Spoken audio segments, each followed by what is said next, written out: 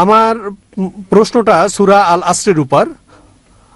4টা মানদণ্ড আছে: ঈমান, সৎকর্ম, মানুষকে সত্যের আর ধৈর্যের উপদেশ দেয়া।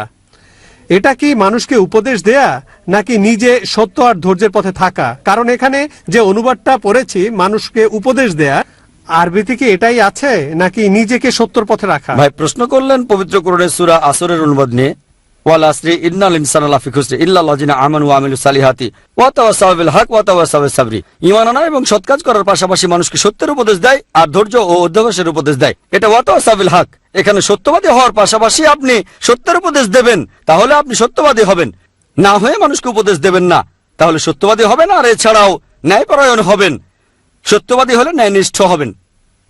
ঠিক, উপদেশ দেয়া মানে মানুষকে আমন্ত্রণ জানানো বেহেশতে যাওয়ার জন্য একটা শর্ত।